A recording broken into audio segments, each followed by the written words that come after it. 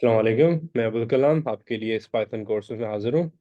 तो सबसे पहली चीज़, हमने लास्ट टाइम देखा था थोड़ा बहुत बेसिक पाइथन का सिंटैक्स कि पाइथन पे किस तरीके से प्रोग्रामिंग हम सीख सकते हैं और पाइथन का स्कोप क्या है। तो वो सारी चीज़ें लास्ट लेक्चर में मौजूद हैं, आप चेक कर सकते हैं। ठीक है, तो अब आगे की बात करते हैं इंशाल्लाह। तो आगे हम इस चीज़ को ज़्यादा हैंड्स ऑन करेंगे। तो आज जो हम पढ़ने वाले हैं बेसिकली ज़्यादातर कोडिंग के हवाले से ही प्रैक्टिकल क्लास है आज। तो डायरेक्टली मिल हमारे वीएस कोड साहब में, जो हमारी मदद करेंगे कोडिंग लिखने में। ठीक है, ये लास्ट कोड था जो हमने किया था कि हम कैलकुलेटर बनाने वाले थे और आप लोगों को होमवर्क मैंने दिया हुआ था और होमवर्क काफ़ी अच्छा किया कुछ लोगों ने। और मैंने भी शेयर करने के लिए डाउनलोड नहीं किया था, तो उसके लिए माजरत चाहता हूँ। इंशाल्लाह नेक्स्ट क्लास में मैं शेयर भी करूंगा आप लोगों की जो प्रोग्रेस है। तो यहाँ पे आप देख सकते थे, हमने वेरिएबल लिया था और उसको टाइप कास्ट किया था और इनपुट ली थी। उसके बाद ऑपरेटर्स की हमने कंडीशन लगाई थी कि कितने ऑपरेटर्स हम सपोर्ट करते हैं। उसके बाद हमने एक प्रिंट स्टेटमेंट डाली, ऑपरेटर्स प्रिंट कराए। फिर इनपुट में हमने ऑपरेटर्स लिए कि भाई आप कौन सा हमें ऑपरेशन परफॉर्म कराना चाहते हो। वो फिर ऑपरेशन परफॉर्म हो रहा था। ठीक है, तो अगर इस क्लास को हम दोबारा रन करें, Python remain dot P Y, first digit 3, second digit 2, और ऑपरेशन कौन सा हमें इसको करना है, जैसे कि मैं माइनस करता हूँ तो -1। ठीक है, अगर अब इसमें मसले कुछ आएंगे इस कोड में, जैसे कि अगर मैं यहाँ पे देता हूँ 0 डिजिट और 3 डिजिट और उनको करता हूँ डिवाइड, इनवैलिड कमांड। अच्छा, ये इनवैलिड कमांड शायद किसी और से वजह आ रही है। चलो कुछ और करते हैं ट्राई। 0 1 एंड 0 आपस में मैं करता हूँ डिवाइड, सिंटैक्स सेम है। अच्छा, इसकी कंडीशन ही नहीं दी है हमने, चलो ये भी कंडीशन दे देते हैं। Elif copy equal equals to print dig divide by dig2। ठीक है, आप चेक करते हैं। पहला डिजिट, दूसरा 2 और डिवाइड। अब आ गई एक्सेप्शन। अब एक्सेप्शन कौन सी आफत है? इस आफत से दोस्ती नहीं करनी है, इससे दूर रहना है, क्योंकि ये आपके कोड को बेसिकली फाड़ दे रही है। यानी आपका कोड फट गया, आपका कोड फेल हो गया, आपका सॉफ्टवेयर हैक हो गया, आपका सॉफ्टवेयर क्रैश हो गया। ये सारे इनके सारी मीनिंग है। ठीक है ना। एक्सेप्शन क्या होती है बेसिकली? एक्सेप्शन यानी वो जो चलते चलते मसला आ गया, पहले नहीं था, चलते चलते मसला आ गया। ठीक है, चलते चलते क्या यानी कोड पाइथन का चलते जा रहा था, चलते जा रहा था, फिर अचानक कुछ ऐसा डेटा आया जो वो कोड हैंडल नहीं कर सका। जैसे कि आपने 2 रोटी खा लिया, पेट फुल हो गया, तीसरी की गुंजाइश नहीं है लेकिन आपको खानी पड़ जाए, फिर क्या कहोगे? उल्टी करोगे डेफिनेटली। ठीक है ना। आपका ये सिलसिला है एक्सेप्शन का। ठीक है ना, यानी कि जितना कोड में बर्दाश्त थी जिस चीज की, उस बर्दाश्त से हद के ज्यादा कुछ आ गया, जिसकी वजह से हमारा कोड फट गया या फेल हो गया। ठीक है, अब वो क्या था यहाँ पे? एक सिंपल मैथमेटिकल ये लॉजिकल एरर है जो हमने यहाँ पे की थी। वो ये है कि कोई भी नंबर जीरो से डिविजिबल या जीरो को किसी भी नंबर से आप डिवाइड करोगे तो आप नहीं कर सकते हो। इन्फिनिटी है, वो कभी हो ही नहीं सकता मैथमेटिक्स में।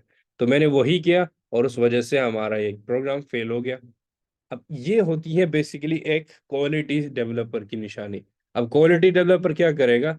वो सारी चीज़ों की सारी चीज़ें सोचेगा कि मेरे सॉफ्टवेयर कहाँ कहाँ से फेल हो सकता है, कौन से दरवाजे मैंने खोले हुए हैं। ठीक है ना, तो वो क्या करेगा, सारी कंडीशंस देगा, प्रोग्राम को अच्छा बनाएगा एग्जीक्यूट करने, ताकि कोई भी अगर उसको फेल करने की कोशिश करे, हैक करने की कोशिश करे, वो ना हो पाए। आप लोगों को ऐसे सोचना होगा। अगर आप एक दो लाइन लिखते हो या एक फंक्शन बनाते हो, एक क्लास लिखते हो, तो उसका मकसद क्या होगा इन दी एंड, ये आप लोगों को पता होना चाहिए। और उस मकसद को अचीव करने के लिए कितने रास्ते हैं, कौन सा रास्ता किस तरीके से किया जाता है, ये नहीं सोचना यार ऐसा तो कोई भी नहीं करेगा। डेफिनेटली लोग ऐसा करेंगे, क्योंकि हमें तो भाई क्वालिटी सॉफ्टवेयर देना है ना, हमें तो सारी चीज़ों का ख्याल करना है, हमें तो ये चीज़ें नहीं छोड़नी है। ठीक है, तो ये टर्म थी एक्सेप्शन। एक्सेप्शन यानी एक चलती हुई चीज़ में कोई ऐसा डेटा आ जाए जिसकी वजह से मसला आ जाए या प्रोग्राम क्रैश कर ले। ठीक है, और इस चीज़ को हम बग भी बोलते हैं, कीड़ा। अब बग क्या होता है? अगर रास्ता जाने वाला है तो बग सामने से आ रहा होता है। इस तरीके से। ठीक है, यानी मसला क्रिएट करने वाला एक छोटा सा पीस ऑफ कोड। ठीक है, तो ये दो चीजें हमने अभी कवर की। एक तो एक्सेप्शन क्या होती है, दूसरा बग क्या होता है। ठीक है, अब तीसरी आती है run time error. Run time error क्या होता है? ठीक है, अब रन टाइम एरर यानी कोड चलने से पहले या चलने के वक्त आ जाए, यानी कोड अभी चल नहीं रहा है।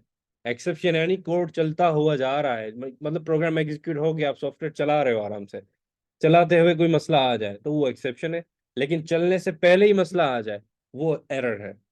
ये डेफिनेशन याद कर लो। यानी अगर आपका कोड या प्रोजेक्ट एग्जीक्यूट नहीं हो रहा, रन कर रहे हो, कोई मसले आ रहे हैं, तो वो एरर होते हैं। और अगर चल गया, चलने के बाद थोड़ी देर बाद या कोई चीज परफॉर्म करने के बाद मसला आया, तो वो एक्सेप्शन होती है।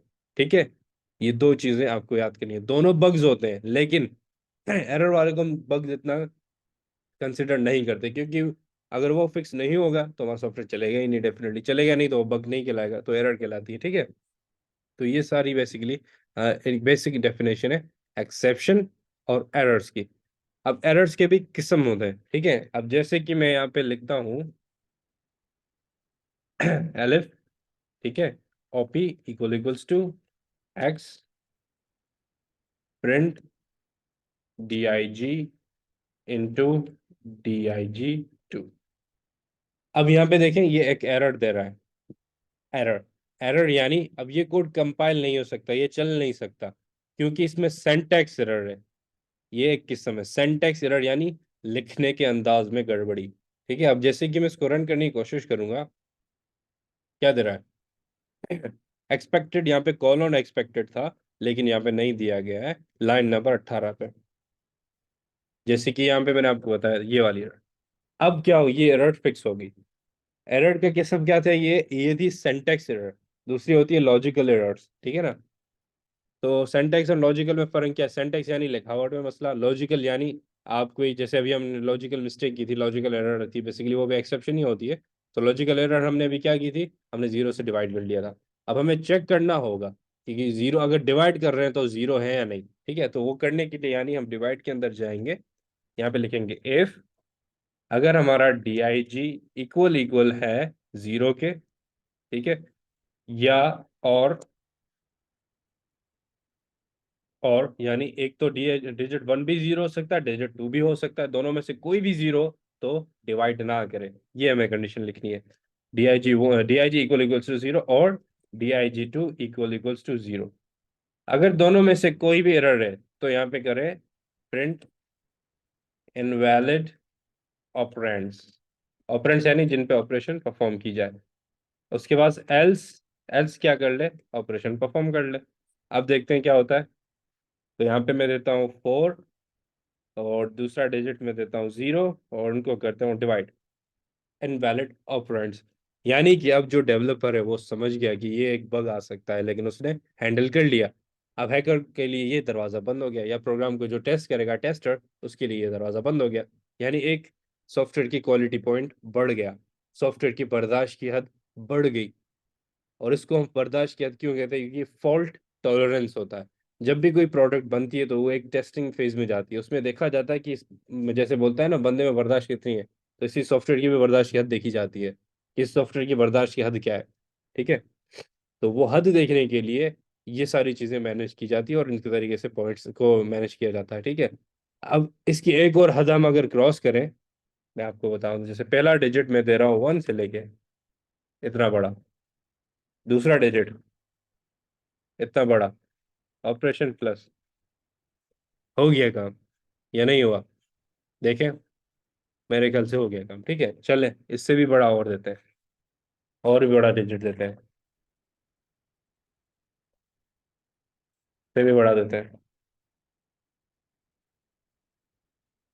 और इसको करते हैं मल्टीप्लाई, सॉरी एक्स है ना, हो गया काम। यानी बड़े डिजिट्स को भी हैंडल कर रहा है पाइथन हमारा। ठीक है, अब दूसरी दूसरी टेस्टिंग इसकी करते हैं।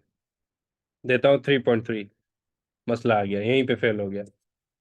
क्यों फेल हुआ? क्योंकि हमने पढ़ा था 3.3 जो डेटा टाइप है वो है float data type, decimal data type, integer नहीं है। इंटीजर रियल वैल्यूज होती है, माइनस में और प्लस में, यानी डेसिमल वैल्यूज, पॉइंट वैल्यूज नहीं होंगी।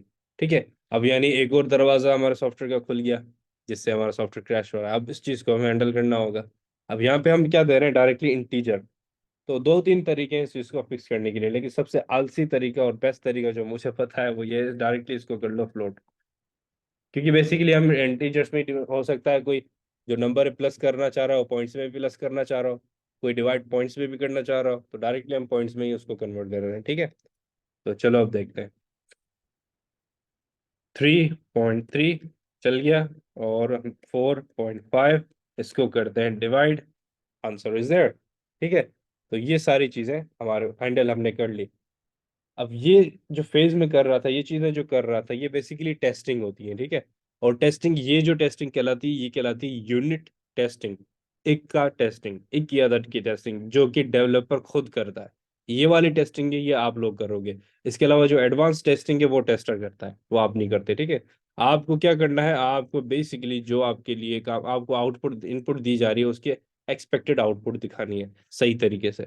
ये आप लोगों को काम है। ठीक है, तो आज के लेक्चर में हमने जैसे कि कवर किया, एफ एंड एल्स को ज़्यादा डिटेल में समझा, और हमारे पास थोड़े लॉजिकल पॉइंट्स को हमने समझा, और इसके अलावा टाइप कन्वर्जन को थोड़ा सा समझा, एरर और एक्सेप्शन में क्या मसला है और क्या फ़र्क फ़र्क आता है, तो वो हमने समझा। ठीक है, तो ये बेसिकली मेजर हमें इस चीज़ में ध्यान देना है, क्योंकि यही हमारा की रोल प्ले करेगा प्रोग्रामिंग के अंदर। ठीक है, अब इसके अलावा ये एक बच्चों वाला कोड है।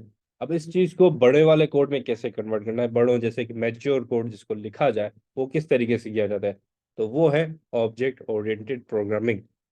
अब ऑब्जेक्ट ओरिएंटेड प्रोग्रामिंग क्या है, फंस गए, क्योंकि यही असल चीज है। तो इंशाल्लाह नेक्स्ट लेक्चर में हम ऑब्जेक्ट ओरिएंटेड प्रोग्रामिंग पे शिफ्ट करेंगे। फिलहाल आप लोगों को हम ये है कि टाइप कन्वर्जन जैसे मैंने यहाँ पे दिखाई है, अभी भी इसमें कुछ मसले हैं इस कोड के अंदर अंदर। सेम कोड करें, इसके मसले निकालें और हल करें, और मुझे दिखाएं। ठीक है ना, तो ये है आप लोगों का होमवर्क। अगर किसी को कोई सवाल है, हैंड रेस करें। जी, कोई सवाल है? No question, okay, no problem. अच्छी बात है, समझ आ गया आप लोगों को। अगर नहीं आए तो वीडियो रिकॉर्डेड चेक कर लीजिएगा। ठीक है, और होमवर्क याद कीजिए। आप लोगों का होमवर्क ये जो कोड मैंने आपको दिखाया था, वही कोड सेम करना है, उसमें बग्स निकालने हैं और वो बग्स फिक्स करने हैं।